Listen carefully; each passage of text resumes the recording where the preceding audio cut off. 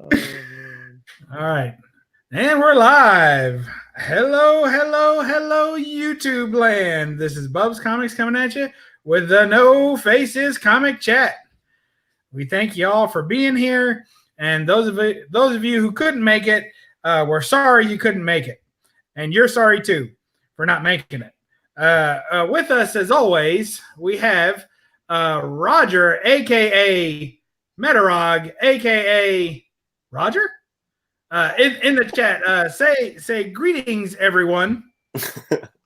Greetings, everyone. Great to be here again. What a nice guy.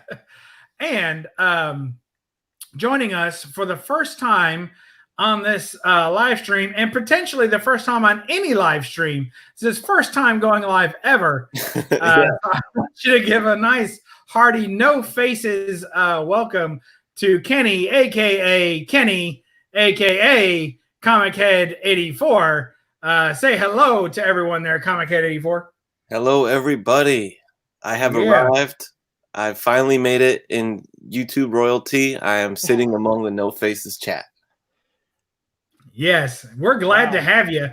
And speaking of other I'm sweating over here, Kenny. I'm sweating. If you haven't noticed, there is a member of our little team that could not make it this evening. Sorry to say, but DS Comics has had another bout with ailment. We're not asking for any prayer requests this time at all, because truly it's his own fault. But you see, after going almost a solid week of not wearing any pants at all, oh man, he's developed a bit of a rash, and I'm just going to leave it there. But it's in the frostbite category, and apparently there have been 2 bites he's received this week alone. So keep him in your thoughts. No, Daniel Probot 186 wants to know: is it his cervix? No, his cervix has healed. Thank you for all the thoughts out there. That his cervix is better. But apparently, as a side effect of injecting him with the necessary male hormones to repair his cervix, he developed another condition that made it prone to biting in the cold. So we're very sorry to hear about that. But I'm sure he'll be back next week as soon as the family jewels have returned to their normal positions. So we thank you all for that. Good to have 84 in the house. We've got some great people already in the chat. Boy, popping and locking. We got Mr. Gretzky 9966. We got Unruly Simeon. We got Comic Geek McD. Go to bed, McD. We're glad to have you, but really, we got to get some rest this year. Area 51 Mike saying, howdy, dudes. Those boys have been all over this week. That's true. Roger and I have been. I know, Kenny, you go on live streams like every night, sometimes twice a night, don't you? It feels that way, but I'm not sure if that's necessarily true. But yeah, quite a bit. Yeah, but Roger and I usually we stick to once a week this show and a couple of other spare occasions, as you're aware. Shameless plug for the Graders Notes, right? That you guys do together. Yeah. That other job he took when I wasn't satisfying him enough. That just doesn't sound right, Bub, at all. That just does not. I'm sorry. Yeah, they say you can't get too much satisfaction, but then here we are with DS out tonight. So he's had a rough week. But yeah, so Roger and I have been floating around the YouTubes all week, it seems. So glad to be back home. We got Daniel Probe 186. We got the king of comic. That was Mr. Gorell, Bigglesworth, Tat's Comics. Hey, Tat. I got to tell you, Tat, that was one of the first live streams I ever watched where Tat's Comics used to do like little lunchtime live streams. It's probably been about a year since he's done that, but he used to go on pretty regularly. I want to say on Mondays at lunch. And that was just awesome. Like, I just love that. And it fit right into my lunch schedule. I watch Tat Comics draw on a box top or just show off some books and stuff. So very cool. Oh, amazing. Yes, amazing artist. Yeah, he's also one of the first guys who shouted me out, too, in this community way back 2 years ago. So he Wow. holds a very special place in my heart. Nice. Oh, so it's his fault. Well, We got he had accomplices, but you know, Oh, but okay. he's one of the guys that I really appreciate, because you know he didn't know me from Adam, and he saw something in me which I didn't see, so I appreciate it. Very nice. We appreciate you, Tat. And we got Nike Jam 251.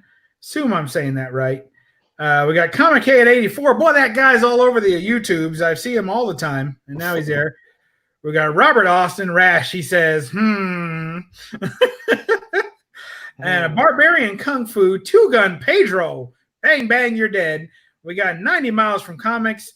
YouTube is 90, he says. Yes, it is. We got Who Dat Comics and Movies. My goodness, you guys are really blessing us in the chat tonight. Just Immortal Biggie Shack. Oh my goodness. That's it. It's a powerhouse chat tonight. Thank you, guys. We appreciate you coming up. I know some of you are showing up for your boy 84, and we thank you for that, because we're a little bit worried about him. So we're glad glad he's got some friends in the house. Appreciate your support. And let's see. We have an odd topic tonight. Let's see what I remember what it is. Who are we? Now, I know Kenny does his homework. Oh, yeah. So Kenny knows exactly what the name of our team is tonight. Go ahead, Kenny. Yeah. I am honored to be a part of the holiday holofoil Hoarders this evening. That's right. Woo-hoo! Kenny loves them some 90s books. 100%. That's one of the first guests that's gotten that. Okay, that's one of the very first guests that's gotten that. Nice alliteration. You know, hey, when you mention holofoil, I'm in. You know. Yeah. So, 90s guys, I tell you. Great name. I know you like that. And we got JB Discovery Bay in the house. We got Mac Daddy Austin. Nice. Good to have you guys all over the place. You guys rock. Thank you so much. And of course, Metarog's in the chat because we can't get rid of him. And from Heroes to Icons, Jason's in here. How you doing, buddy? Wow, everybody's just piling in here. I was telling Area 51 Mike, he had left Super Russ. Hey, broke because of comics. You guys are really blessing us tonight. Area 51 Mike had put in the comments of our stream last night on King of Comicdom's channel that we were just all over the place, you know. And I was telling him we're turning up like bad Canadian pennies. It's like all the money that the bank won't take. It always turns out to be Canadian whenever I'm pouring it in the little change machine. Just can't get rid of them. Nobody will take them. I'm always trying to find a blind man selling a newspaper so I can get rid of those things. Oh, nice. Oh man, Bub. All right, well, our topic tonight, thank you all for being here. Thanks to everybody in the chat. Thanks to the panel. And our topic for tonight is going to be how do you stay focused on your collecting goals? And I don't know if this is a particularly popular topic, but we'll fix that. Yeah. And the way I look at it, your collecting goals could be all kinds of stuff. It could be trying to go after a run, or it could be trying to go after a set, or it could be just trying to go after a particular comic. So there's no rules to this. Your goals are your goals, and we appreciate them, and we applaud you all for having them. But I want to know, we'll start with Roger because he usually takes about 25 minutes, and that gives me time to do other things. What is it, Roger, that helps you stay something or multiple things that help you stay focused on your collecting goals? Well, first of all, since I am, a more mature collector, and I mean that age-wise, not necessarily personality-wise, right? When I first started collecting, I just really fell in love with the storylines and the characters. And those are the two things that really drive my collecting. I mean, I know nowadays covers and artists, and you follow these superstar, guys around, but that's not really my style. I like to follow, essentially the life story of characters. Obviously, I can't go back to AF-15, but when I started in 1973 or so, that's kind of when I took up the mantle of trying to decipher what the character's about, what his story is in a sense, in the larger sense, an allegorical sense, right? And so that's how I try to focus my collection. Is I for example, Warlock, right? When Adam Warlock, when he first started back in Fantastic Four 66 in the Cocoon, and then 67, where we saw him briefly. That's where his story started. But then you have to go to Thor, you have to go to Marvel Premiere, Warlock, his regular series. You have to go to a Marvel team up where he crossed over. Then you have to go to Strange Tales, et cetera, et cetera. So I collected the appearances, pieced that together so I could get a coherent picture of what he's about.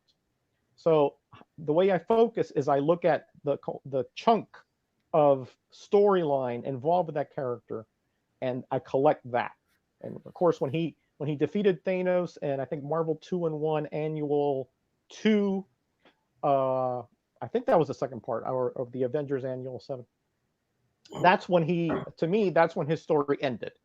So that's what I collected. He was later, came out of the Soul Gem in the 90s or whatever.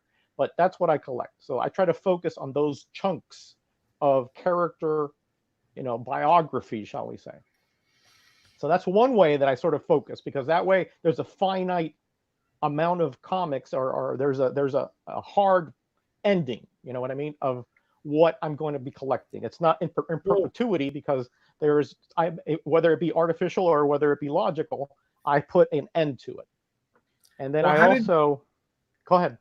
I was just going to ask, well, how did you know that ahead of time?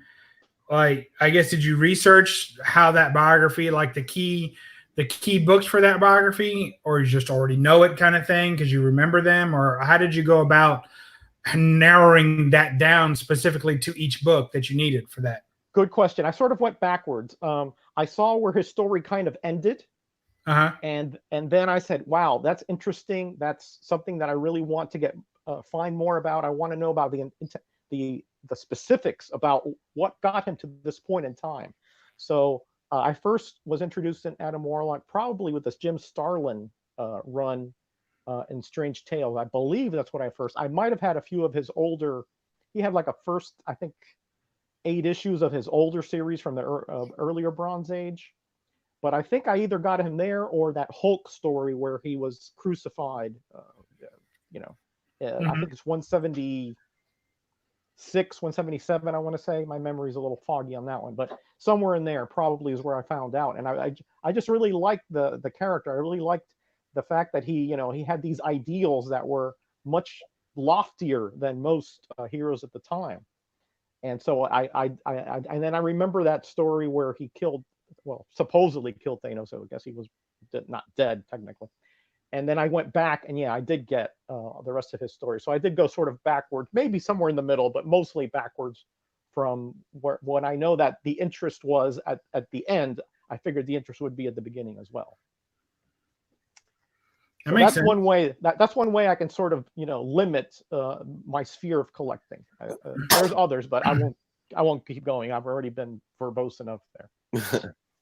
No, I mean that makes sense though. Yeah. So it's always interesting to me how you can get to that point, because it seems like that would be the hardest thing if you're going to collect things if you're going to narrow a larger collection, especially one, as you said, as convoluted and full of caveats as his appearances are, especially early on.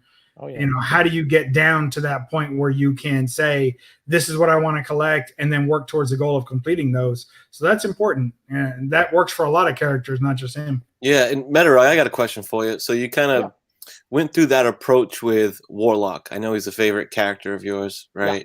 But how many different characters would you say you apply that approach to? Is there... Yes. Because I'm sure he's not the only one that you kind of take that approach on, right? No, I mean, as far as the sort of the reverse angle approach, they're not all that many, because, for example, Shang-Chi, I loved him from the beginning. From when he started out in a special Marvel edition. I got that early on, and it fascinated me. So I took that to its logical conclusion, which was when I think it was Master of Kung Fu 125 was when his story ended. He became a fisherman. Okay. Because his goal had been completed at that point. He had surmounted the shadows of his past. His father was out of the picture. We thought he was dead, but I guess he wasn't. So that worked that worked more linearly, right? But there are other examples of that. For example, Spider-Woman is another example, Kenny, of where I kind of went backwards. You know, where Jessica drew, I believe it was Avengers Annual 10, when her powers were was somewhere in there.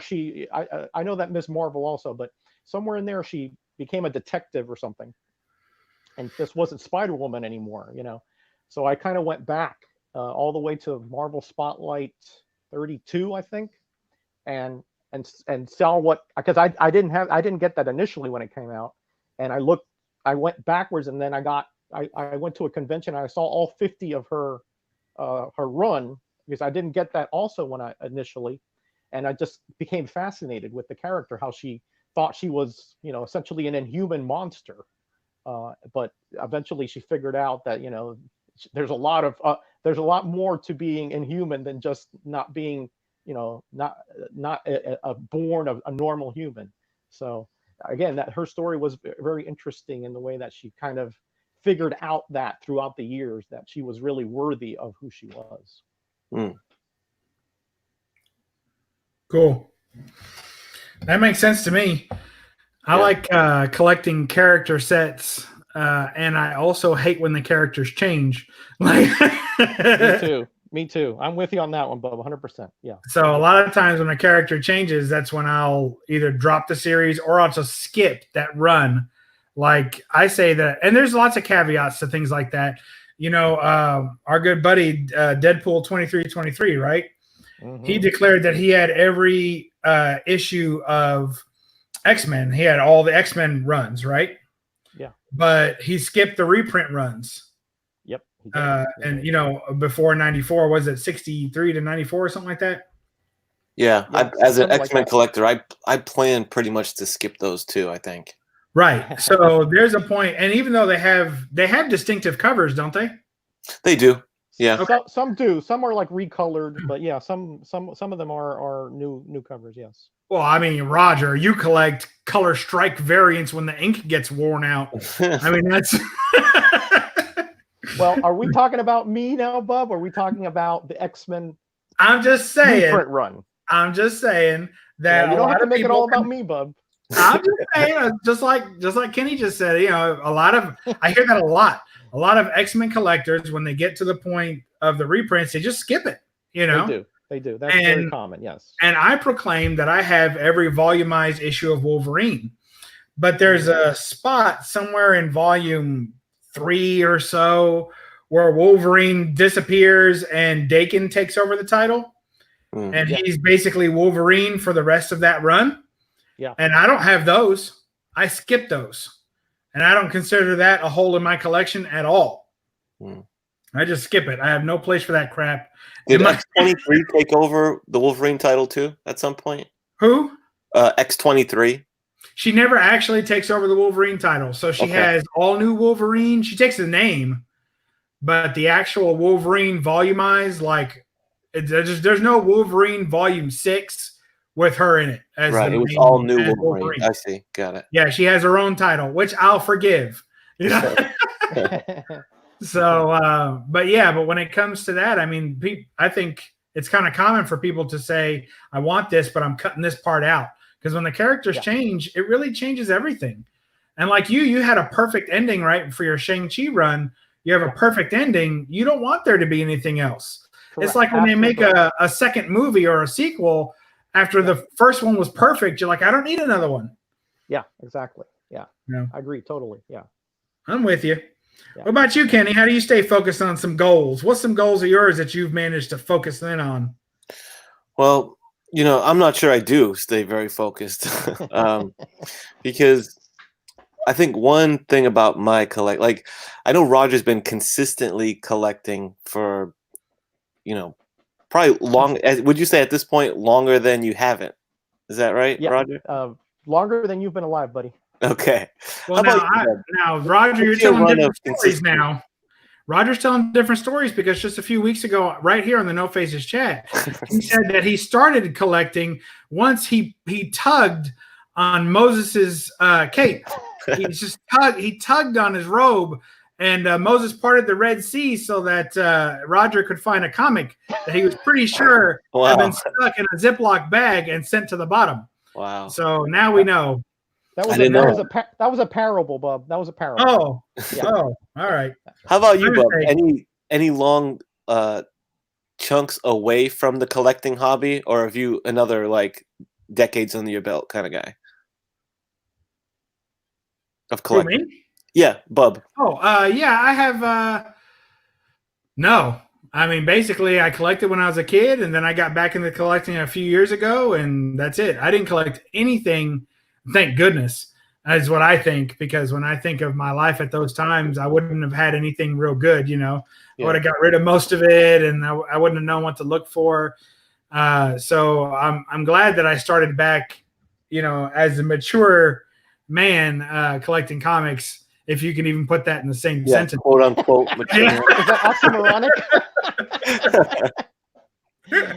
Oh, man. So what about you, man? What have you been so on? I asked that because Bub, Roger had mentioned him working backwards and going back to revisit certain characters because there were a bunch that he was collecting as they came out, like Shang-Chi and Hulk, I'm sure, and stuff.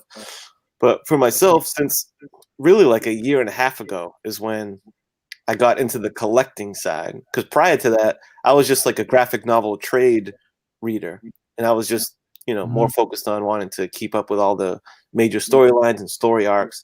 So it was only a year and a half ago that I started to look at it more as a collecting thing. I only found out what a CGC slab was like a little over a year ago. So because of that reason, it's like it does feel a little overwhelming because I want everything, Yeah. So it's tough. But I would say my main, I've said it before, I have like 3, I guess, main things I collect. Batman and X-Men are the 2 main titles that I'm totally content with. Run filler issues, doesn't have to be anything special about the book. I just enjoy trying to complete the run of those 2 titles.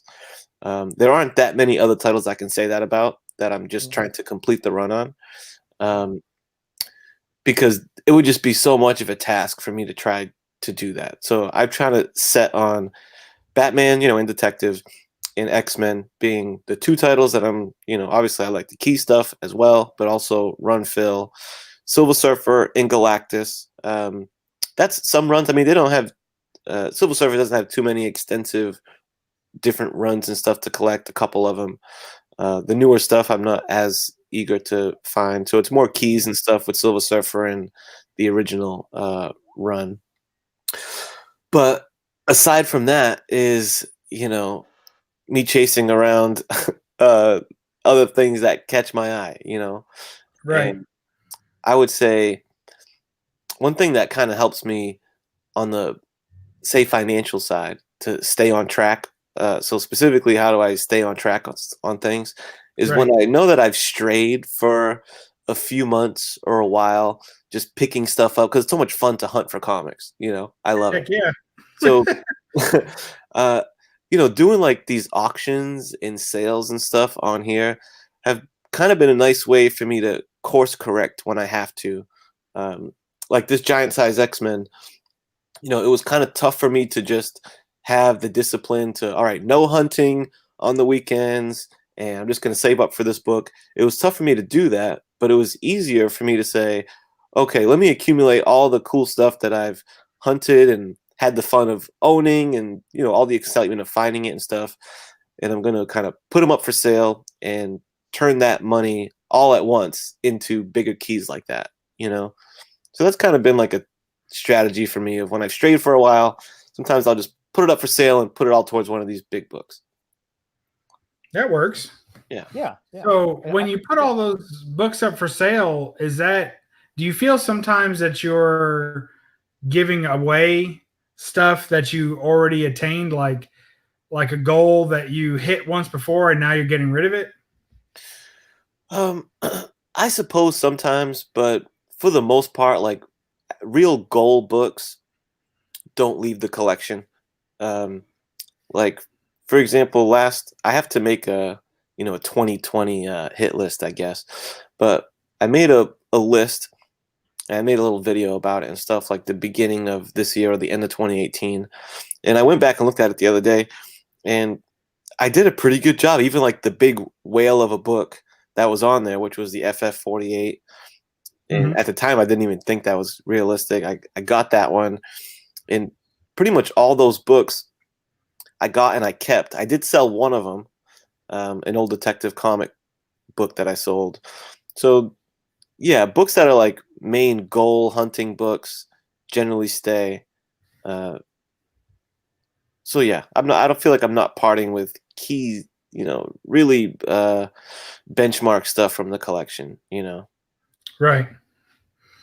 That's hard. I mean, I find it hard. It is. Yeah, it is. Yeah, I don't do too well with letting go of books. I know Roger loves to sell his books. And, Oh, yeah. Well, you know, that's your favorite, isn't it, Roger? One thing, Bub, before we get too far, the chat has been blowing up over here. We had at one point 40 people up in here. Good grief. So yeah, so I wanted to say, listen, chat, if you guys see somebody in the chat you don't recognize, please hit him up and sub him up and see if we can get, you know, this community growing even faster. See if we can get them to make videos and just become more involved, because we got great people in here. A lot of, you know, kind of newer members. Dark Ranger 7 as Patrick Walls in here. A few others that I don't think have been in the community that long. And let's show them some love and show them that, you know, what we're all about in this community. So, public service announcement anyway. Absolutely. But Roger, don't you find it hard to sell off stuff even when you have a goal in mind? Yeah, I do, Bub. You know that. I do. Because man, I mean, it's to me, it's like, it's almost like parting with an old friend, you know. Maybe his, you know, maybe he can't give you the advice and he can't pick you up, you know, from work like he used to, but you know, he still has merits. He still has merits there, you know. So you don't want to just totally cut him loose. And you never know that even those kind of old friends that maybe are you know, not for you, not there for you like they used to, but you never know that when something could happen that you might need them. And that's the way I look at it, you know. Like my Werewolf by Night 32, I got that out of a 50-cent bin back in the early 80s, you know. There are times when I was like, you know what, I'm just gonna sell, you know, I'm just gonna get rid of all my Werewolf. I had the whole run, you know. But I was like, you know, I can't. I really like that character. I really like those stories. And now, if I had done that, I would never be able to recapture it. So that kind of cognitive dissonance at that level really sort of puts on the brakes. And I do sell some doubles. I do sell some that are just, you know, way outside of my collecting sphere, you know, more modern things like that, if I get them in bundles or cheap or whatever. But other than those kind of exceptions, I really don't like to sell my stuff in my collection, because it's just, I've never really done that. And that's not true. I have done that. In fact, I sold away my Human Fly collection because I couldn't stand it anymore. I couldn't read those comics. They were just so terrible. The art was just so just absolutely bizarre. I cut them loose, and I really don't regret that. I did get back the Ghost Rider appearance, but with very few exceptions, everything else I've kept, you know, except the things that I have to, you know, that I use to resell. But those have a goal in mind. Those were never in my collection to begin with. So what do you think, Kenny, how do you determine which books you're going to let go of, and how do you decide what that, like, let's say, like you're saying, you're going after that Giant Size X-Men 1, right? So to me, it would be hard to let go of other X-Men books to fund that X-Men book, because that could be an overall goal to get a ton of X-Men. I mean, you're still a pretty young guy. There could be a lot more collecting down the road. So how do you end up prioritizing? Like, why would you sell one batch of books to get that book, other than just to get the money? But how do you pick which ones? Yeah, no, that's a good question. You'll notice if in a lot of my sale and auction stuff, there's usually very few X-Men or Batman books in any of the stuff that I auction and sell. So I generally don't move X-Men and Batman stuff out of the collection. So that stuff stays. It's more of more other titles, especially if I find a thrill in the, thrill of the hunt, right? I like scoring something for a good deal and, following through with that whole process of, hey, look at this gem that I found at such a great price, and going through the process of putting that up for sale, have someone else be really excited to see it, and their ability to get it at also a good deal, and follow that through and send it off. Like that process is cool with me, but hey, there's tons of other stuff that I collect, of course, that is not X-Men and Batman that I really like. And yeah, I don't know the stuff that are outside of the two, because that stuff's pretty simple. I just basically don't sell Batman, X-Men. And other stuff kind of has to be a case-by-case deal, I suppose. But yeah, I feel like I don't know if I'd say selling stuff is necessary for me to keep up with the buying rate that I'm at. It almost is, though. I kind of see it as a part of my collecting. So are you saying that you try to keep up your sale rate with your purchase rate?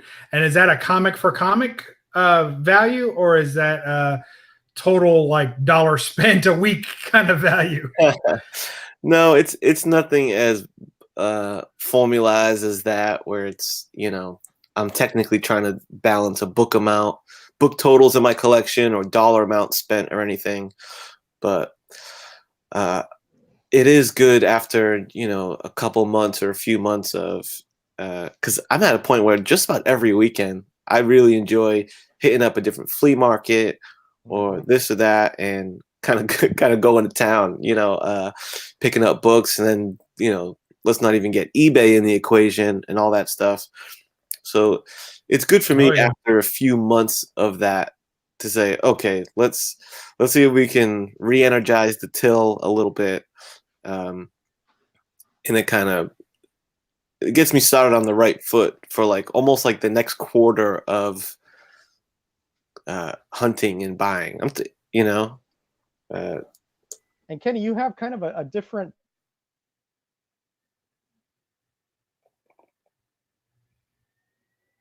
You there? Oh, did I lose you? I think we lost Roger. No, I'm sure it was a very poignant question. Yeah. Can you hear me now? Yeah. Yes. Yeah, we got you back. Yeah, we're good. Yeah, there's a lightning storm here where I'm at. So if I go out, that's the reason. Okay. All right. What I was gonna say is that Kenny has a different kind of situation dynamic, because he used to be a smoker, and I just went to the store and it's like what, $6 or $7 a pack, Yeah, it's so $10 in my area now. If you quit smoking, man, you put that into comics that actually can appreciate over time, you got the best of both worlds. Yeah. No, that's true. So that's true. I try and lose weight about once every other week, and just once. And every time I do that, I'm like, hey, if I, pack a sandwich or something instead of going and eating out every day at lunch, then there's another comic, after a couple of days anyway, I can get a key or something like that. So I try and do that too. But it's tough, just in the sense of subtracting something from your life that costs money and then reinvesting into something that makes you happier for the money spent. Exactly. I do a book swap out. I really do try. I try. It doesn't work every time, but most of I have a 3,000 limit on comics. So right now I have the most I've ever had, I think, and I'm popping like 2,700. And I really try to keep it. And the reason that I keep that buffer in there is because the file cabinet that I keep all my books in only holds 3,000 comics packed tight. So that buffer is basically just room to be able to flip through the comics. And I can tell you right now, some of them are getting pretty tight. It really is nice and fluid at about 2,400. So I'm already way up over that. It's already to like where I push it down, I can hear the Mylar squeaking against the other two Mylars. Have you ever heard that sound? Like it goes right in and squeezes right in between. I'm like, oh, that's not good. Do you catalog your books with like a CLZ app or something? Like I have them all cataloged. Yeah. Okay, so all your books are accounted for in a system like that. Well, you're asking one of those cheater questions. Or mostly no.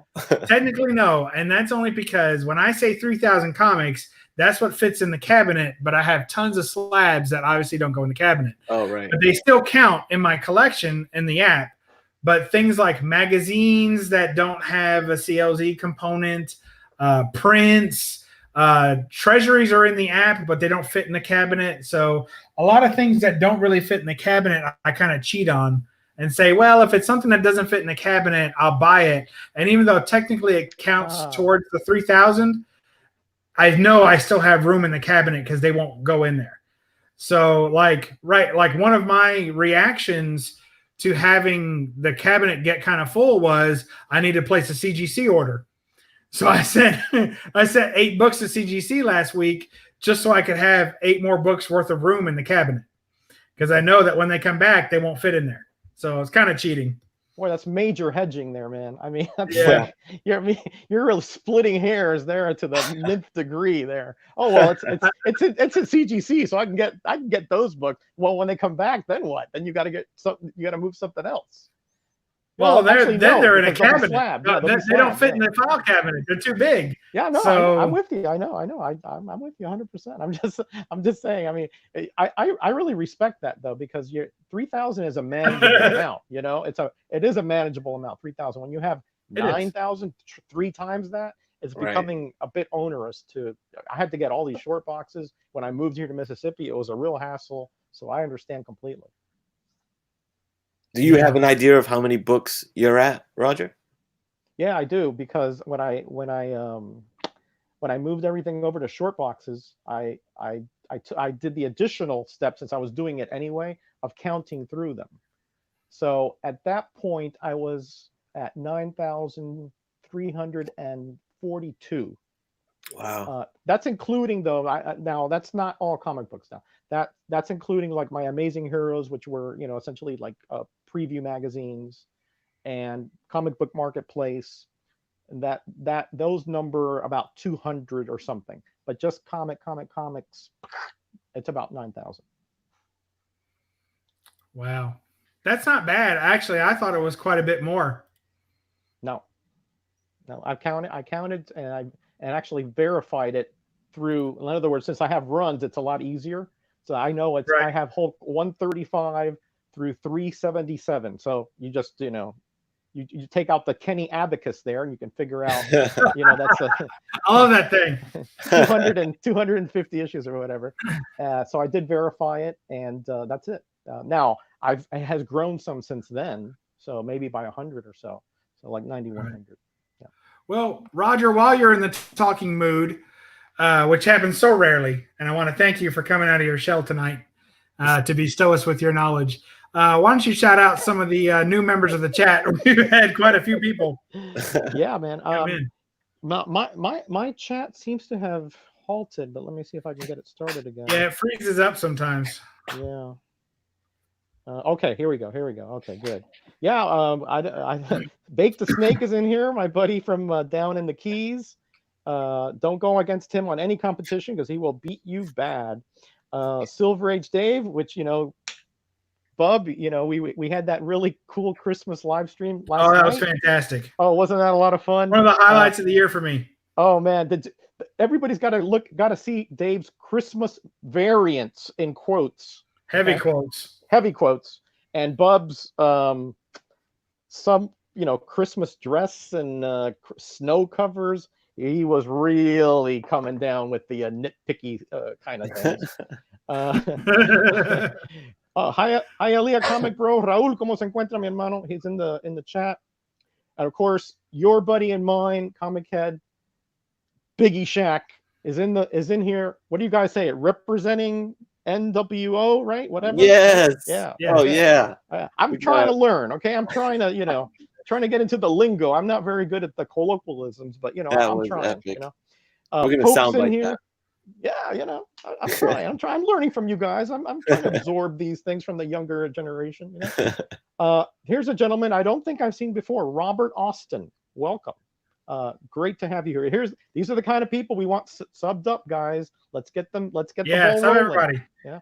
Everybody, sub everybody. Harry Comics is here. I get another Floridian, probably lurking, as we know that he does that often. I think everywhere Perry goes, even in real life, he's probably lurking.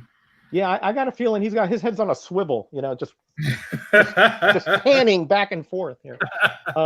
Jackson Roy Kirk, one of my very loyal commenters and one of the most knowledgeable guys you'll ever want to know. Trust me on that one. He has gotten me many a time. Here's another channel I've seen on occasion, but I don't think he's been here before. 3 Men in a Basement. Yeah, is that Otto? I'm trying to remember the gentleman's name. Otto from the Grotto, isn't it? Otto from the Grotto, right? Yeah, I've seen some of his videos, but really cool. He has the other two guys. Man, my memory's terrible, but really cool guys down there in that basement. Okay, maybe that came out the wrong way, but you know what I mean. I'm sure it did. From Heroes to Icons, Jason's here. I think I've shouted him before, and then one of my favorite guys here, Mike, Area 51, probably freezing his parts off over there in Canada. He's freezing his worthless Canadian pennies off. Oh, that's right. Yeah. But he's got a major league room over there with statues and Lego and figures and comics. Man, I'd love to go see his room over there. Well, I was just telling the wife tonight my wife, that is, that not yours. Don't worry. Okay. I was talking to mine. I tell you, that's news to me. that there's a few members of the YouTube community that I would love to go hunting with in their area, and one of them is Area 51 Mike. I would love to go up there. He's got a great local shop up there that he goes to, and they do like show and tells and everything. It's just amazing. Yeah, funny pages. Yeah, I'd love to go up there and go and his figure hauls and stuff like that. Oh yeah. So pick me up on the way, Bub, because I'd like to go with you. We got Seawooded up in here, the signature specialist. How you doing, Carson? Mr. Gretzky's here. He was here earlier. He said he had to leave, and he's coming back. Again, one of the top shelf Archie collectors here in the community. Oh yeah. Oh man, he's got some good stuff. Let me tell you, he's gotten a lot of people, I think, interested in Archies. I think I think he's moving the market. Almost he and Tim, the comic collector, I think are the two guys. One of our ex guys that we've had on the show, Mike from Knights of Old, is in here. One of the golden guys, along with DS and JD. And of course, my one of my great buddies, Super Russ, is in here. Who, thank God, he was with me on Saturday, or because I would have been collapsing if not to have somebody else to help me out with that. And I think that's everybody I have. My chat kind of cut off, so I hope I got everybody. Oh, Whodat's in here too. Right, buddy from New Orleans. Yeah, that's right. I wouldn't want to leave him out. One of the great guys who sells all kinds of really great comics. All right, we're caught up, I think. Awesome. Thank you so much. So I want to ask you, let's go, since we just heard Roger yak for a minute. Thank you for your yakking. I want to ask Kenny a question real quick.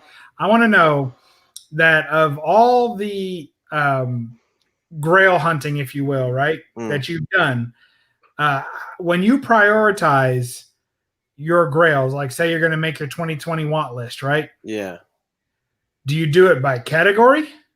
Do you do it by lust for a cover? I call cover lust. Right.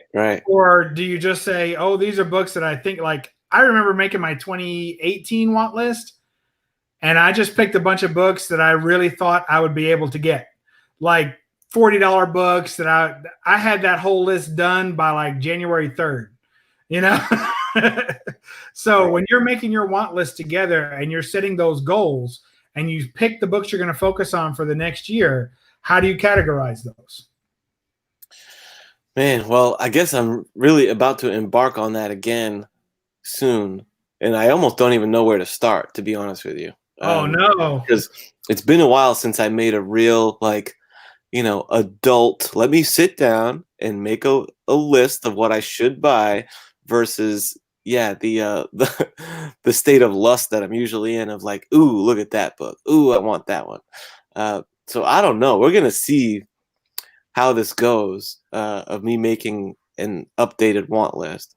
But I will say I will, because I've been thinking about it a little bit, and again, my collection, a lot of it revolves around Batman and X-Men stuff. So I think I will, and that's not to say there's not tons of other stuff that I is on the want list too. But as far as categories, I think I would probably start with, and when we're talking like bigger dollar amount books, I'd probably start with what Grail type Batman books do I want? Kind of prioritize them in whatever is most reasonable.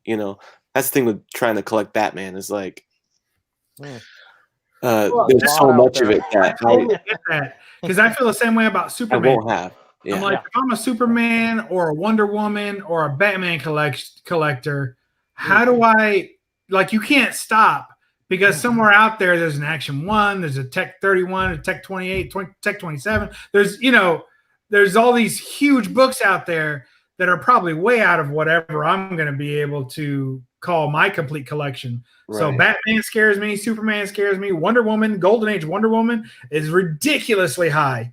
Like, it's super high out there. So ever since the movie, that has gone. Yeah, it went crazy. Yeah, it went crazy. So to me, it's hard. Like, the people who collect those and go for Grails, I'm like, yeah, but aren't you going for like your third tier Grail, or like, I don't know. What do you do about that as a Batman collector? How do you reconcile that? Yeah, it's tough. I mean, because especially once you get to a lot of like those, I don't know, even like the first couple hundred Detective Comics, there doesn't even need to be any like significant introduction of this or that usually makes a book a key. They're just super Grail money, just based on the age of them, Yeah. So, those I'm kind of content. Like, I definitely have no plans to try to complete Detective Comics in any way. X-Men, I kind of do. I mean, it's still a very lofty goal. But, I like kind of holding out hope that I might actually complete like the first 50 X-Men, as a long-term goal. And that's just a matter of chipping away at them. Like, the next really big X-Men book that I would like to have is like that X-Men 4, the first Brotherhood of Evil Mutants book. Yeah. But man, even like a 0.5, it's like $1,000. So I don't know. Sometimes I have to calm myself down on things like that. Of like, should I really put that on the want list?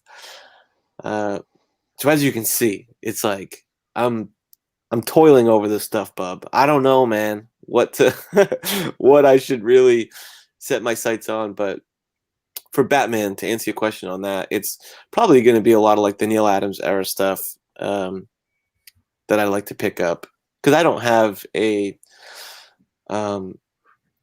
real specific like kinship with these older Golden Age Detective comic books. It's not like growing up they were on my comic shop's racks or anything. I've never read the stories before or anything like that. But once you get into like the 70s and 80s, yeah, that's stuff that, I've seen at shops before. I've read a lot of the stories. So yeah, those are more in my wheelhouse for what I want for Batman. Yeah, that makes sense. So you're good because you don't have that nostalgia pulling at you. You're able to kind of focus it down to, I wouldn't call it modern, but relatively modern, certainly staying out of the Golden Age and even some out of the Silver Age at that point. Sure. Yeah. So that's pretty cool. I can see that. It's hard for me to do that. I looked at, when I was looking at collecting a character, it was easy for me originally because it was Wolverine was my favorite character. So I was lucky enough to have a favorite character that only went back to the Bronze Age. I mean, that's super lucky, And then you start thinking, well, yeah, but really he's part of the X-Men, so how far back does that go? You know, you start making these connections as you go, and then deciding, well, I like this, I like that. And then I kind of just skipped all the way over the Silver Age, because mostly to me, the best things in the Silver Age are, you know, X-Men, Spider-Man, Hulk, and then it jumps to DC for me, right? And then you got first Silver Age appearances, you know, and so that's kind of what I've focused on my Silver Age, and then I jumped all the way to Golden Age. And like you said with the Batman books, pretty much everything in the Golden Age, you know, in the particular runs that I collect, the sci-fi runs and things like that, is pretty much the value of a key, of a superhero key. Right. So, I mean, most of the books that I pick up in my Golden Age run and I'm collecting extreme low grade, you know, stuff that guys like Knights of Old, I see in the chat, he's like, he wouldn't even use them as coasters, you know? Yeah. I'm like jumping way down to the basement of the. Bub, I've noticed that you're a collector of, and definitely an appreciator of, Babe covers. Is that fair to say? You like Babe Beats and Babes. I love it. So where does that fall in the scheme of your want list and what you want to collect? Like, how high in the priority list is Babe covers? And do you have like Good Girl Art grails on the list that, you know, rank above a lot of the superhero keys and stuff? Yes, I would say yes. And basically what happened not too long ago, it happened this past year, the beginning of this past year, was I found that my collection started to morph. In all of 2018, I pretty much was key hunting. And I had all these keys, and I liked all the keys, but my collection kind of looked like any other key hunter's collection. And, you know, if you went to any given publishing year, and Roger will appreciate this because he's delved so deep into the publishing years and the significance of them. But basically, if you go into any publishing year, you'll find probably about 4 key Marvel books and 1 or 2 key DC books, right? That are at the top of that year's publishing. If you were alive back then and you didn't grab these books, you're kicking yourself today, right? Yeah. So, and there's really not much more than that. I mean, honestly, a couple of years have a few more, but they're kind of they're the same title, but maybe 2 or 3 books out of that year were key, right? So what happens is that when you look at it like that, you're like, man, my collection, if I collect those same 3 or 4 books that everybody collects from that same year, it's going to look like everybody else's. And am I just collecting it because other people would covet it or not? And, you know, YouTube's really good for that too. You see somebody pull out a, you know, and you're in this community real strong, I think, Kenny, because, you know, I say, you know, the group you run with, if you will, but your mainstays, the guys that you're calling up when you're in a fight in the alley, those guys are big. They're collecting. They're competing collectors, and there's a difference. Like Roger's not really. I don't think. You can correct me if I'm wrong, but I don't see you as a competing collector. No, absolutely not. But Kenny, your boys, you guys really like to, and it's a friendly competition. I mean, everyone's wishing for the best for all of you, but it is fun to throw books up against each other and see who's got the banger, right? Yeah, that is, I will say, that is something fun about that, and like almost competitive collecting, I suppose. But, you know, one thing about that though is, because one thing that resonated with what you just said is like, I don't want to have necessarily, you know, just a collection of keys that I should have, you know, and like, because I know that everyone is going to be like, oh, great, you have this book, that book, because then how unique is your collection to you at that point if all you're doing is chasing the big Grail key books, you know? So there is something to be said for like balancing that line of not getting too much into that, and, you know, you want your collection, I think, to have character that represents you, you know? Like if I go through Roger's collection, I'm gonna be like, this collection is a reflection of Roger, you know? And I think that's really cool. And if someone goes into your collection and it's just all the hot key books, I don't know if that's a great reflection. I almost want to watch my words as I say that. Like, I don't want to say it's a bad reflection, but Bad reflection. Right? you But yeah, know, on you or I think I know what you're saying, Kenny. I mean, like you know, you have you have Galactus, you have Silver Surfer, you have X-Men. So those are the keys, those are the runs.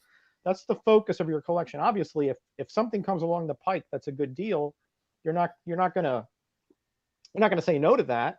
right. You know, because if nothing else, that could lead, like you know, when you do your sales on your channel, that could lead to, that's what you've done. You know, like when you had that auction sometime back, and that led to the FF48 and et cetera, the GS X-Men 1. Yeah. You know, Yeah. Giant so Size 1 and Silver Surfer 4 were both a direct result of an auction that I did, you know. right. But so I think your collection kind of reflects who you are in that regard, because you know that when you got that Giant Size X-Men 1, when you got that Fantastic Four 48, that Silver Surfer 4, I saw that gleam in your eye. It wasn't a oh, look at me, I have this grail. It was, man, this is something that really means something to me.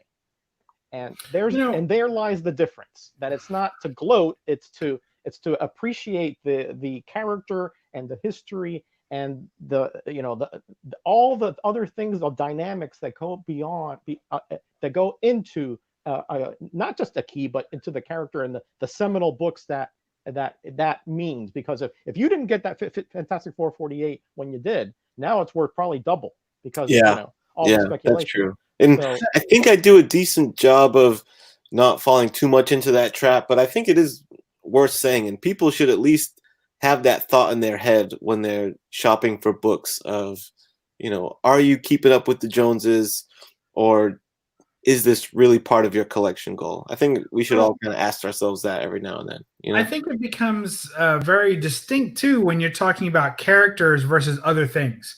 So far, we've mainly talked about characters pretty much all night. In each of our examples, we've talked primarily about characters. But as you had said just a minute ago, Kenny, you know, my collection has a lot of pretty ladies in them, right? Well, generally, that's not a function of character as it is so much of an artist or a particular art style that I happen to enjoy. So what happens when you're character hunting or collecting for characters, it seems like you will say, okay, well, somebody says, oh, who's your favorite character? And let's say today my favorite character is Daredevil. I'm like, oh, I've got, Daredevil is my favorite character. Well, any other comic collector who's trying to assess the overall level of your enthusiasm for that character is going to ask specific books. Oh, well, do you have the Death of Elektra? Yeah, not really. I do, but I mean, you know what I'm saying. Or they might say, well, do you have a Daredevil 1? They'll work their way to those key books to assess how serious you are about that character. So it's nice as a key collector to be able to say, yeah, I got that. Yes, I have that. And if you're only going to have one or two books of a particular character, what do you want? You probably want their first appearance. You probably want maybe their first solo title or solo story. And then maybe you also want their biggest key event that wasn't those two things, you know? And if you've got those, you kind of got your bases covered. If someone's like, hey, you collect that? Yeah. Well, do you have this? Yes, I do. They don't even ask about the other 7 million books that have been made with that character in it. They only care about the 3 or 4 books that prove that you really did collect the best books of that character, or at least what's recognized for that. So there's something to be said for that. Sure. But that's definitely for characters. And when you start moving into artists, the same thing happens, but it's different. So somebody might say, so I'm an Adam Hughes collector, right? But like every artist, there's good and there's bad, right? So there's good Adam Hughes and there's some Adam Hughes that just kind of stinks. Not much of it, but they're out there. And so when someone says, well, do you have this book? Do you have that book? There might be 3 or 4 really key books that Adam Hughes has done that are key cover buys, if you will, right? But then the rest, if you've got 20 books of any one particular artist, chances are it more reflects what you like than just trying to collect the keys of that artist. Does that make sense? It does, yeah. And that's definitely another category of my collecting is following certain artists, definitely. It's hard. It's hard to follow artists because these days, if it's a modern artist, it's very difficult because they do exclusive books, you know, Yeah. a small run of 1,000. It's like, really? Like, matter of Like, fact, that's really hard to get. just before I went live with you guys, I just opened up an eBay purchase package that was at my doorstep today.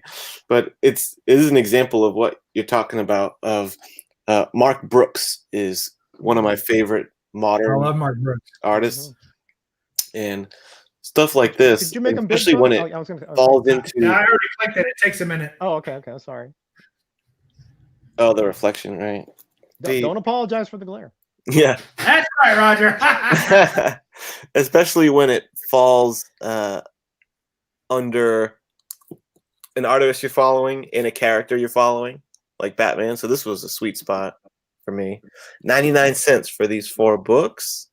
Wow. Your boy sniped them. And, like, I think it was like $6 shipping. So, but yeah. So definitely following certain cover artists is fun to do too. So what happens when the cover that you're going after costs way more than you want to spend for it? Because it's not a key.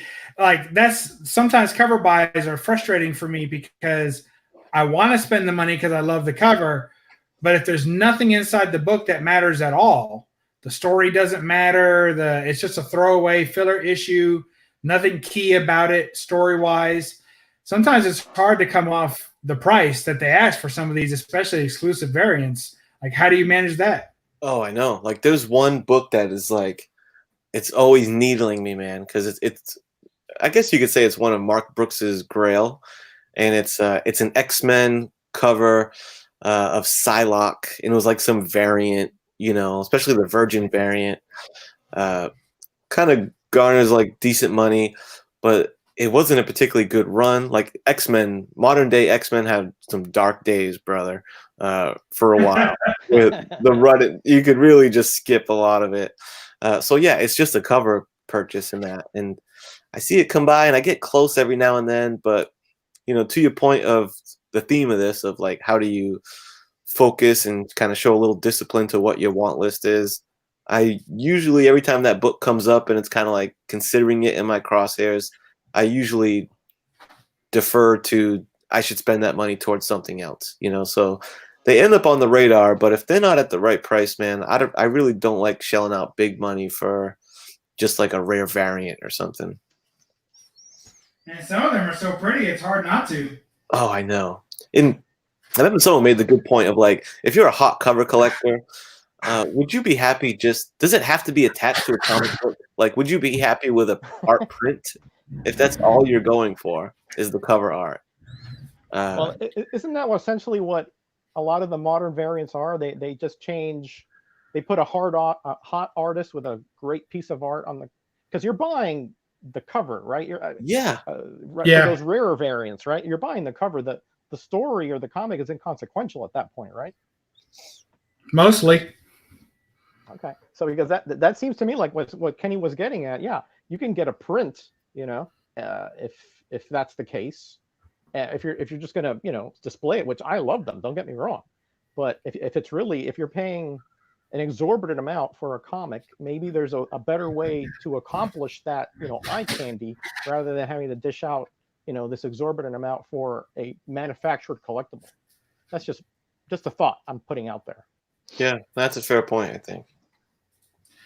Well, Roger likes those manufactured. He likes to make the distinction between a manufactured collectible, meaning that the publisher is basically telling you this is a collectible, and not.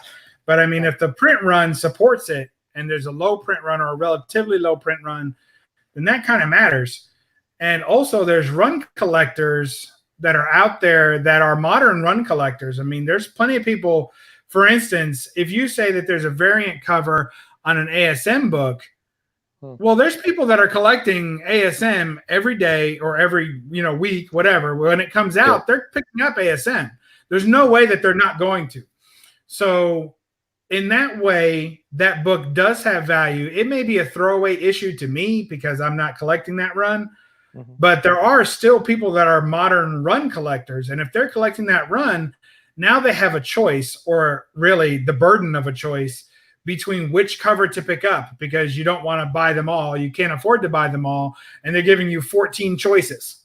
Wow. So you got to pick the right one, that's going to make you happiest. And sometimes you pay extra for that. So it's not always, all I'm saying is that it's not always equivalent to a print, because there are some people, even though I think a lot of us are picking and choosing covers based on artists, a lot of people are collecting, especially those main runs. To me, it makes me mad when they'll do like a kick-ass Venom cover on Squirrel Girl or something crappy like that. And no offense to any Squirrel Girl collectors out there, but that's what I'm saying. Something that I personally have absolutely no. Oh, you just lost 5 subscribers, Bub. I just saw it happen.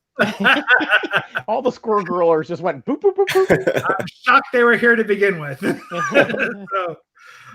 So when when I see someone put a cover from one of my favorite artists on a book that I would never have bought otherwise, that's what bothers me, is that I know that there's nothing in there that I want, but I'm still going to buy the book, or try to. Yeah, but here's one for you, Kenny. Check this out. That's a Mark Brooks signed Uncanny X-Men #1. One of the many, variants to Uncanny X-Men. Dude. And that's a Mark Brooks variant signed by Brooks. Awesome. I love that cover. Yep, I have that one actually in the Virgin variant. Nice. Because I had to. But yeah, what a gem. Luckily, that one's attainable. I'm glad that's not like one of the super inflated ones. I got this one because I couldn't get the one you were talking about, which was, I think, a 1 in 50. Yeah, that sounds right. So did you see him at a con and get that signed? No, but I know the guy that did, and I bought it from him when he got back from the con. Nice. One thing about Brooks, he kind of got a lousy signature. I know, it's ugly. It's all smeary looking. I know it is. We have a couple of comments in the chat I'd like to share with you guys. Please do. Stay Puff. He says, if I can't afford the cover because it's so expensive, I tend to get the print poster of it and just save the picture on my computer, print it, and frame it. Right. So I like that. I mean, if that, again, it's not maybe not the way that everybody wants to do it, but if you just want that to have that image, why not, right? But there are other opinions. For example, Up the Down 7. By the way, welcome. If you have an addiction to comics, which most of us do, whether we admit it or not, then a print isn't going to satisfy that itch. It's got to be a comic. I agree. And I feel the same way. I almost never buy prints. I have bought a very small selection of them, and the ones that I've bought later, sometimes that print ends up on a comic, and I kick myself because I could have just bought the comic, but instead I spent $20, $30 on a print when I could have bought the comic. So, yeah. Heroes to Icon said that if it's the size of a comic, what is that, 11 by 17, CGC will slab it. So that's bigger than a comic. 11 by 17 is bigger than a comic. 11 by they still 11 by 17. They slab movie posters. They don't care. I've never seen them slab. I guess I've never seen one of those slabbed. They just sent an email out just this week talking about to remind us that they will slab prints. Oh, really? And they'll authenticate the signature too. If they're at a con, they'll give you a yellow label. Oh, you see? So Jason knows what he's talking about. Yeah, absolutely. Yeah. That is a fact. I didn't know that. Yeah, I didn't know that. That's and cool. they slab movie posters too. The only thing they won't slab, but I didn't. Is a treasury. I didn't know about that. They don't slab treasuries. No, That's they the don't only slab thing treasuries. Nope, they do not. It's ridiculous. Yeah, they'll do posters, but not treasuries. What the hell? Yeah. Yeah, maybe it's too it's flappy or something. No, but posters would be even more. I mean, that doesn't make any sense. Yeah. It's ridiculous. Yeah. Well, guys, it's the top of the hour, and then some. So you all know what's coming up. We have a special guest tonight. His name's Kenny, ComicHead 84. And because he's on tonight, he's starting to sweat now. I just got to remind you guys why we think he's so special. I thought I dodged the bullet. No. So this is our Why No Faces segment for the night. And remember that this is just DS isn't here to explain it, but basically there's a drug out there called pause. And you never know how it's going to affect you. But when you're on pause, everybody can tell. So here is our good buddy Kenny on pause on the. You can tell that he is. I hate when it does that. Hold on. All right, there it is. Nice desktop. There's a Why No Faces. No, Yep, I don't. it's in. Oh, there it is. Oh, the salute and then the hand under the schnoz. All right, nice one. Well, this is to me. So like right here, he's like walked in somewhere. He's like, "Hey, everybody, how you doing?" And then he's like, "Hey, how are you doing?" And then here he's like, "I can't do this anymore. I'm so high on pause." He's in control of himself. Yeah, I mean, he's having that snorting reflex, you know, that kind of thing. Yeah. And notice the distinctive it inflection on that one on the lower left. The eye here, it gets itchy and it sort of gets distorted, and the eyelid is just kind of curled up in there. I tell you that drug is dangerous stuff. Yeah, I remember that night. I did a lot. The pause was flowing that night. I remember. You see, Kenny, no denial. The man is up front. The man is, that is as transparent as can be. That is incredible. If he remembers that night, he didn't take enough pause. Well,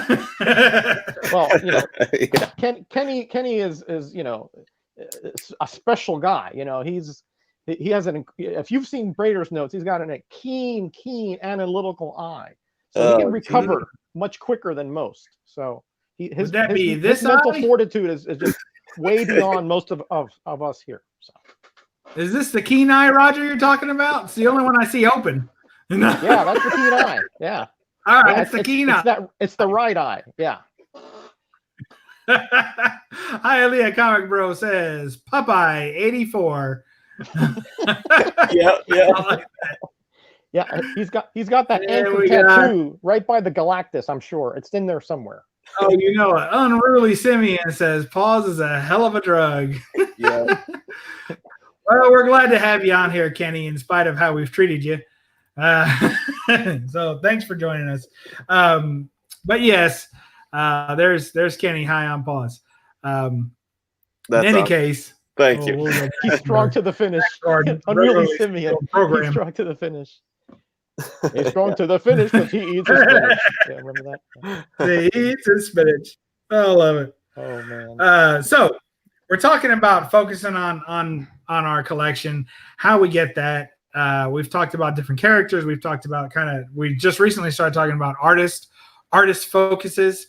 But what do you do when you're trying to focus a collection on things that are in the abstract?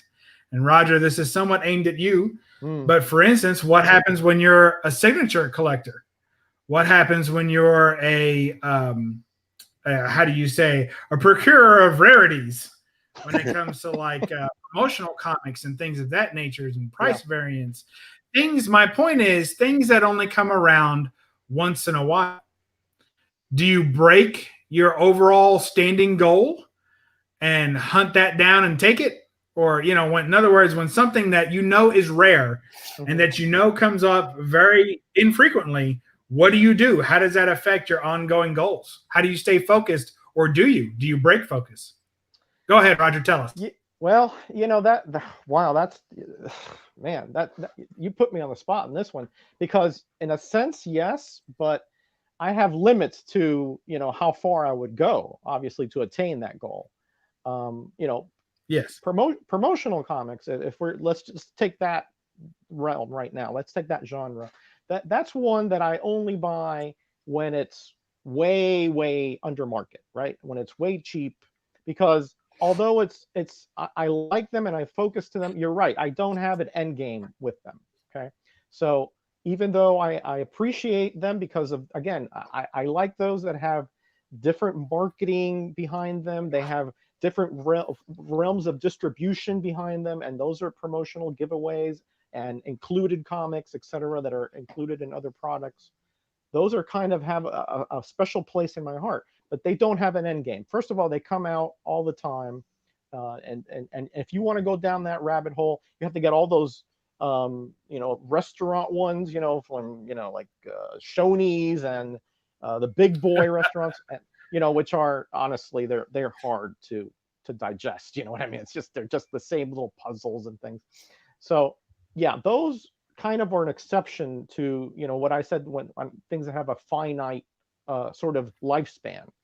So those I only get under the circumstances that I told you, that they're cheap and they're honestly, I only get them if they're even interesting to me. Like some of those, again, those really far out restaurant ones, I don't deal with. So yeah, you got me there. Okay. But yeah. But that is the exception. But if I do see something like, for example, there are some promotional comics, which are mini comics, which I adore. I love those, and I will go to another level to obtain. All right, and but they still have to be reasonable. I mean, there's a Waterworld Atari comic book that was very short printed because the game was canceled almost immediately after it was released. So did you say Waterworld? Yes, Waterworld, the Atari Waterworld. Okay, not the Okay. one that tied with the movie, right? Okay. And it's done by George Perez, so it has so many attributes there that I wow, really, yeah, I bet. That it's really, it's one of the, it's like Kenny was saying, it's needling me, right? But it rarely comes up, even then, and it rarely comes up. But if it does come up, it's hundreds of dollars. I'm not going to go there, So I'm hoping for a stealth buy at some point for that. But again, yeah, there are exceptions to the I don't have like some kind of the contract in blood, but I do have parameters that I mostly adhere to, except for those exceptions like the promotional comics, for example, and some of the variants that I think you were alluding to as well. I don't get all of those old variants because there's some Golden Age variants which are just, there's some are no longer in existence. They're so rare. They went out in paper drives and so forth. So, and ash cans, those are lovely, but there's only 2 or 3 in existence of some of those. So yeah, of course, if the opportunity presents itself and the price is right, yes. But as far as goals, as far as having to attain it, no, I don't put that in the same realm as obtaining a run of Hulk or Spider-Man or anything like that. Yeah, I think that it's hard. It's hard to keep focus when something that is rare comes across your desk. Like, let's say you were just moments away, or so when I say moments, I mean a paycheck away, right? So you're a paycheck or another comic sale away from getting a book that's on your 2020 list, but a book that's rarer than that comes across your desk. And someone is selling it, they come to you, they're like, hey, take this off my hands. I will take X amount of dollars. And that X amount of dollars will wipe out the fund that you've been building for your list. Do you do it? Do you stop and you just say, you know what? I'll push these off for another year. I'm going to get this today. What do you do? Man. Well, what do you do, Kenny? That's a toughie. Let's get Kenny in here because you already hit me with another haymaker. Man, I feel like I'm in an interrogation room. Like, yeah, really. It's like on the spot here. You got the bright really, lights. You got the good cop and the bad cop. Yeah. You got the one-way mirror. I mean, come on. Really starting to sweat here. I will say that there is one thing that comes into play sometimes is how easy will it be to get a certain book? I think should come into people's mind, like say the Amazing Spider-Man, what issue was it? His first black suit appearance? 252. 252. Yeah.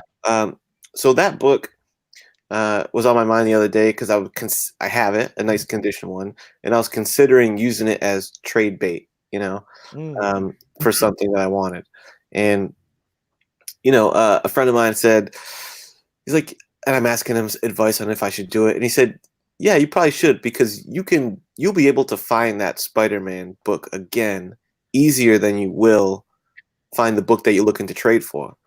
So I think that is like something that you should think about, because certain books are easier to get back than others. So if you come across a rare opportunity to buy something, like you said, and it puts off other things that were on your list down the road a little more, the alternative is that book you might not get another chance again, right? Is that the kind of rarity you're talking about, Bub? Something that really isn't going to come across very often. What happens? I think what happens is that when you're learning yourself as a collector, and you know what you're after as a group, right?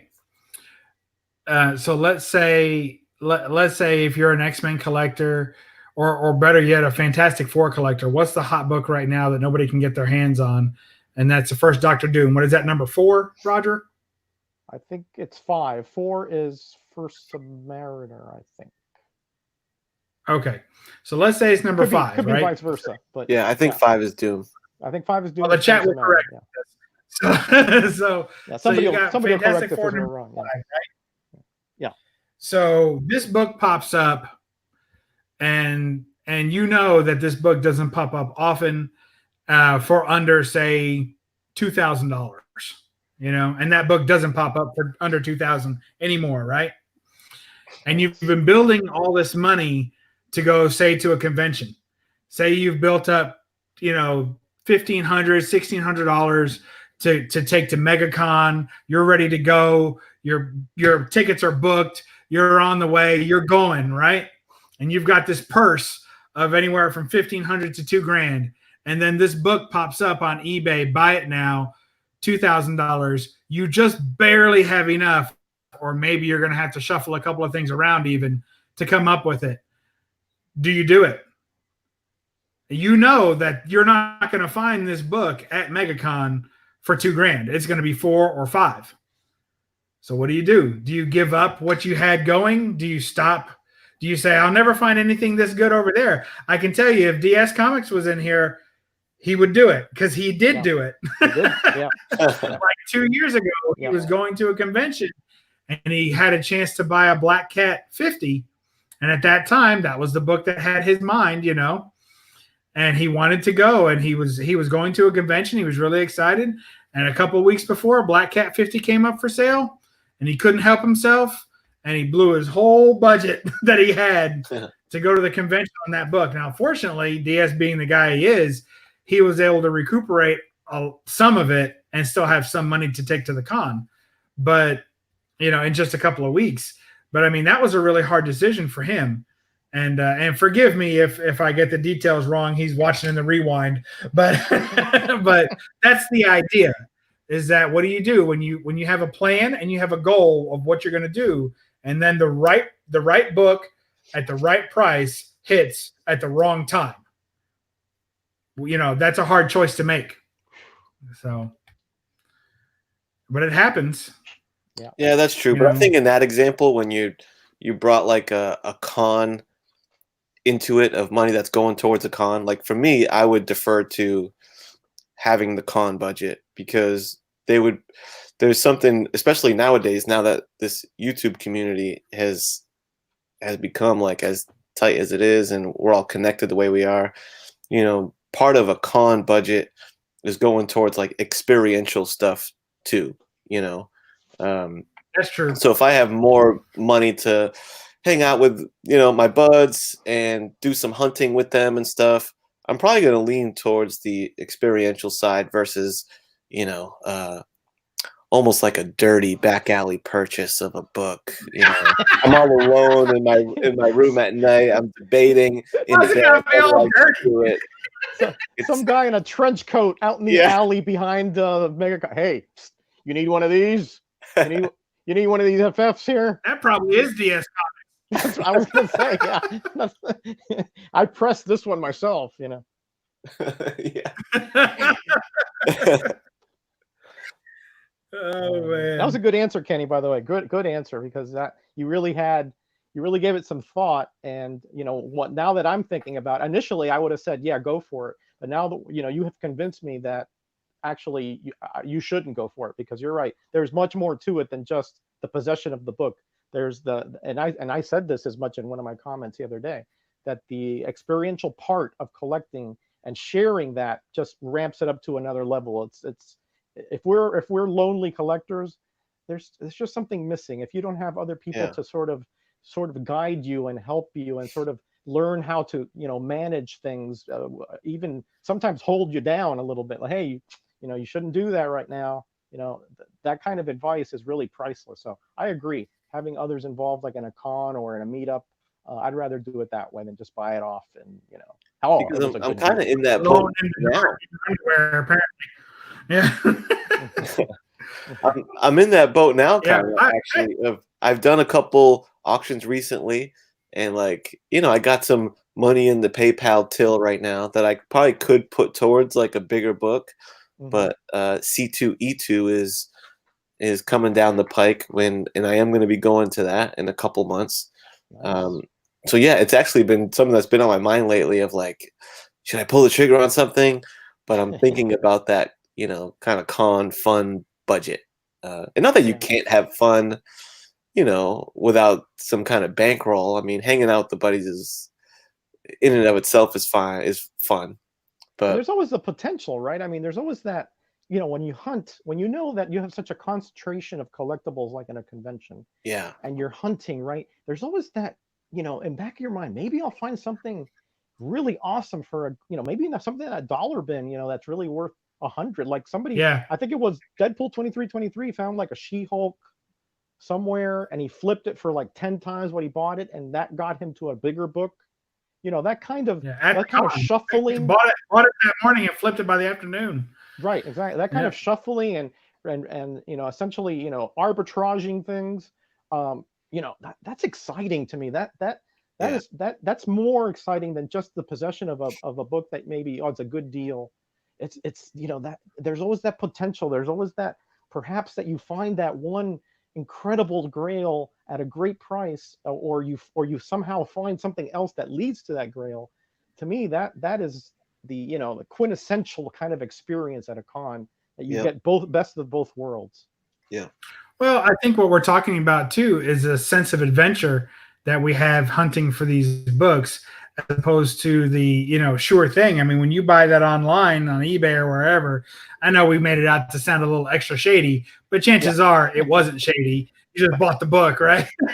No matter what you're wearing when you clicked buy it now, it doesn't matter. So let's say you just bought the book and you feel like had you seen this book at the convention, you would have most certainly bought it for that price. And you would have been happy if that was the only book you walked away with at the convention, but you refuse to buy it because you think maybe there's something better. I don't know. If you know that there's no better deal on this book, or you don't think there's going to be, it can be pretty tough, Yeah, it's a good question. Yeah, for sure. It is a good question. There's a few comments here, Kenny, that I want to read to you. I don't know if you're looking at the chat. Yeah. Let's start with Hialeah. You can find DS in the Walmart parking lot looking for loose change on the ground. Good one, Raul. Good one.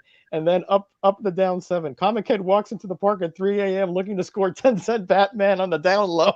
That's right.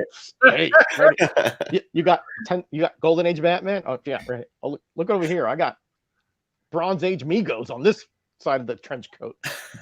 Yeah, that's hilarious stuff. The chat's always just like on point. There's a question here by Patrick Wall. Would you watch a video where two people came on a channel and did a trade back and forth, kind of showing a barter and convince the other person the trade is worth it? Wow, I would for sure. Yeah, that sounds interesting to me. I think I'd watch it. I'd probably sooner watch it than want to participate in it. No, I wouldn't want to participate in it. Yeah, but I'd watch it. I'd like to see that dynamic between those two and see if he can actually pull it off. Yeah, I'd watch it. Yeah, absolutely. Yeah. It kind of happens like Instagram is like that a lot. If you've ever done any trades on Instagram, that gets pretty heated because you're sitting in front of you. Basically, what I do is I'm sitting in my comic room in front of my entire collection. Everything's categorized. Some of it's on the walls, whatever. And you know that the guy, whatever the guy's wanting, is probably not filed away somewhere. It's probably on display. And he'll start sending you pictures and stuff. I have this, and all of a sudden he'll show you 2 or 3. They're like, okay, I want this. Now what am I willing to give up for it? And it gets pretty intense, and you're nervous and you're scared. And then the worst part is when you actually mail the books off, because it doesn't. It would be nice if it all happened like in the movies or something where 2 people have their both hands on it, and then okay, and you're done, right? Yeah. But that doesn't happen that way. Instead, you're both like totally blindly hoping that you've done the right thing, that you're not dealing with a scammer, and you send your books away, and then you hope the other books come back. And once you've sent them, there's no PayPal involved. There's no there's recourse no for essentially, right? It's the Wild West for sure. It's the Wild West. Instagram and the auctions. It really is. Yeah, We're lucky that we have a reputation, pretty tight is community, so but still. Unless you have a good reputation, obviously, all of us I think are smart enough to know that somebody that has a few posts and puts up some kind of monster book and nobody knows who the heck this guy is. Yeah. That's not going to fly. But if you have a good reputation, if you're Hoodat, for example, man's golden. So it just depends on who it is. Yeah. True. But I mean, we are dealing with collectibles. Discrepancies arise. I may say this is a 9.8. And I take some favorable pictures of it, and then Kenny gets it in the mail, and he's like, "This is 8.5," and he's upset because what he traded to me is a higher value than that. So I mean, even when everyone has good intentions and good references, things can still go bad. Oh, certainly. I mean, they're you're right, especially as kind of picky as the higher grade collectors are. I could see issues arising that way, especially if you're talking about, if 1 point or half a point is $100. But you see, that's something that to me, I would never do unless there's a protection, area like eBay or broker or an auction house or something. Just as it's too much risk there. Yeah. There's a lot of risk. Heck, even eBay's risky sometimes. So. Yeah, but at least you have protection, a level of protection through the eBay policies. But but you're right. If eBay's like, oh well, you're splitting hairs, then you got to eat it. But that's just the way we've got a lot of great. We got Bueller in the chat. We got Patrick Wall, Dark Ranger 7, John's Comics with Kids came and joined us. I just want to thank everybody. Up to Down 7. I know we shouted him out a minute ago, but of course, hi Aaliyah, Mastodon's here, Unruly Simeon. I mean, you guys. Ben Compton's here. I just want to thank everyone for being here and being part of this show tonight. Chad, RCG. I mean, you guys just. I know Big Lion Cat was here a minute ago, and Mark Nat. You guys Comics Edition just pulled in. We've had just an amazing chat today. These guys are just good. I want to thank you guys. It's been a great show. I want to thank ComicHead 84 for joining us. I don't know if we solved any problems here tonight, but I feel like it was a good discussion and kind of make people think about where I've been seeing a lot of 2020 want lists hitting Instagram, especially. Yep. And it just makes me think, how focused are people on these goals? And then what's going to get in the way of that? So I hope maybe this has sparked some people to think a little bit about their 2020 want list and how they're going to attack it and what they're going to ignore on the way there, what caveats they'll make, and allowances for themselves to stray from that plan. So it's great to have a list of things that you're after, but if you don't have a plan to get those things, then they're not goals. They're just wishes. Yep. So that's why they call it a wish list. But that's why they call it a wish list, because a lot of people don't have plans. It's like, well, if this falls into my lap, I'm going to buy it. But I'm going to get right on that. Yeah. Hey, if it falls in my lap, I don't have to buy it because possession is 9/10 of the law, right? Well, I'm speaking figuratively, but yes, correct. Oh. Yeah. But I just like, want to thank you all for joining us. Yeah, I just want to say this, that like for me, my want list is so eclectic, that why put it out there? I mean, people are going to be like, what is this? That you want a Superman 409 Super Ombre variant. Nobody even knows what that is. So, for right. me, I might as well just keep it under my hat, and hopefully I'll run into it someday, because a want list is not going to help there. Nobody's going to be looking for that. Not like people that put like Hulk 181s. Of course everybody's looking for one of those, right? Yeah. But right. But nobody's looking for mine. So why bother? Yeah, and for me, my goal is to have a snap budget. Well, that's what I'm calling it, is a snap budget. That's my 2020 goal. I have a list of books in mind. They're mostly key Silver Age books, but I'm not going to hunt them down heavily. But what I do want to have is a budget that's ready to go, because my Planet Comics run has got to the point where I'm seeing the same books for sale over and over again that I already have. So on occasion, there'll be a book that pops up that normally would be in my budget, but for whatever reason, because I just bought something else, right, it isn't. So my plan this year is to be more ready with a budget. Sometimes 2 books will come up for sale that I know are scarce, and they'll come up in the same week, and I don't have enough for both of them. So my plan is to hold back on buying kind of more random stuff and build the budget up a little bit, and then hit a couple more cons this year. So my want list is going to be very small. And basically, whenever I do a want list, I also attach a dollar value to it, because I don't want that book unless it's for this price or less. So my want list will all have dollar values on them, and I'll have probably about 6 books on there with a dollar value that I won't pay more than, and that will naturally pace me out, because I won't come across that book for that price very often. So yeah, should be fun. Yep. Yeah, It is fun. It is fun. Yep. Yeah, I'm gonna work on my want list, I think, soon. And I'll tell you what, another want list I'm gonna work on is a read want list, a want to read list, because that's one thing that keeps getting away from me too. Is like there's certain runs and story arcs that I hear about a lot that I'm like, man, I've been meaning to get to that, and I'm gonna list that out and give that some priority too, of really knocking out some of the reading that I'd like for this year as well. Have you read the Claremont Byrne X-Men run yet, from beginning to end? Big chunks, but no, not from beginning to end completely. No. Okay. You should get. And I think that's going to be on the want list too. Just go through the whole thing. I know that's on your want list to have, but I think if you really want to see what you're collecting, get whatever it is, that absolute or trade or whatever. Yeah. Because that is what a stupendous few years of comics those are. I mean, just off the charts good.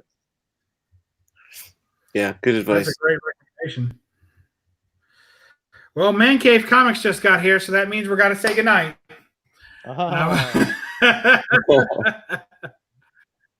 right, guys. Well, thank you all. Thanks, Thomas Churchill, for being here. Man Cave jumped into, and House till the end. Thank you, and everyone else who's just joined us. We are shutting down. Don't forget to catch on the replay. DS Comics is out with a nasty rash, but we hope that he gets all salved up by next week. A very and we'll have him back. Yes, a very chafing rash. He needs to just exclusively wear that trench coat we were talking about earlier, because that would be a lot easier on him. Cut down those harsh breezes in the Batcave. So I want to thank ComicHead 84 Kenny for joining us. Thank you. Of course, now that you've been on the show, you're welcome back anytime. And Roger, so much, thanks for joining us. Appreciate it. I was Roger, honored to make the pause list, or get my inducted into the Pause Hall of Fame.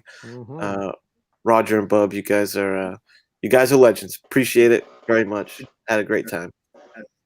Thank you. Do you have a signature goodbye? I don't think you do. No, I'm working on it. I'm workshopping it. Are you really? Well, let us in on that. We have a couple of terrible suggestions. He does that kind of like he does that kind of little salute sometimes, you know. That Yeah, that's true. you know. Yeah, that. the salute that you caught me on. Yeah. He's got that Yeah, little I love that going, salute. you know? He does beginning and end on that a lot of times too. He says hello with one and goodbye with one. Maybe, you know, he likes to talk about collecting bangers and clangers. So maybe at the end you can give a salute and just say "keep banging." Ooh. How about that? That might have other comments. Maybe not. I'm still trying to figure out what that means, the banging and the clanging. I'll get to it. I'm still trying to figure out. It must be a wrestling thing, I'm assuming. So I'll figure it out. Don't tell me. I want to figure it out on my own. Okay? I'll keep it on my head. Yeah. I'll tell you. Yeah. All right. So thank you, Kenny, for being with us. And Roger, you want to say your goodbyes? Yeah. Can I plug something real quick, because Kenny and I are. Well, if it's leaking, yes, go right ahead. All right. Are doing Graders Notes this Thursday, Kenny. Right? We're doing that. We're actually reviewing a movie this time.